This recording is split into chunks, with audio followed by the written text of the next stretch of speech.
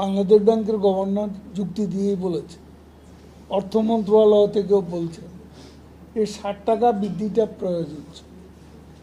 এখানে মুদ্রাস্ফীতি একটা ফ্যাক্টর, মূল্যস্ফীতি একটা ফ্যাক্টর, ডলারের মূল্যবৃদ্ধি, এটাকে অ্যাডজাস্টমেন্ট করার জন্য এই ৬০ টাকা বৃদ্ধি করা হয়েছে। এটা অন্য কোনো উদ্দেশ্য নয়। এতে যে খুব একটা প্রভাব পড়বে তা নয়। আর বাজার পরিস্থিতি ওঠানামা করে, এটা ওঠানামা করবে। বর্তমান পরিস্থিতিতে আরও বেশি করে এই প্রবণতা দৃশ্যমান হবে।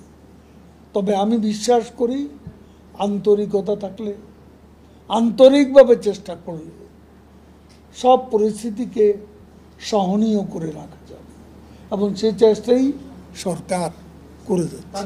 কয় বিলিয়ন ডলার নিয়ে আমরা স্বাধীনতার পর যাত্রা শুরু করেছি। ডলার ছিল আমাদের। বিএনপি কয় বিলিয়ন ডলার হয়ে গেছে? 3+। তাহলে এখন 19-20 আছে, এটি কম নাকি? এটা আরও বাড়তেও পারে, কারণ আমাদের রপ্তানি, এখন আমাদের রপ্তানি আয় বাড়ছে, আমাদের রেমিটেন্সও বাড়ছে। এই মুহূর্তে যে প্রবণতা, এগুলো বাড়লে রিজার্ভও বাড়বে। পৃথিবীর কোন দেশের সেন্ট্রাল ব্যাংকে ঢুকতে পারছে ও বাদে? কোন দেশে? ভারতের সেন্ট্রাল ব্যাংকে কি, ফেডারেল ব্যাংকে কি ঢুকতে পারছে কেউ?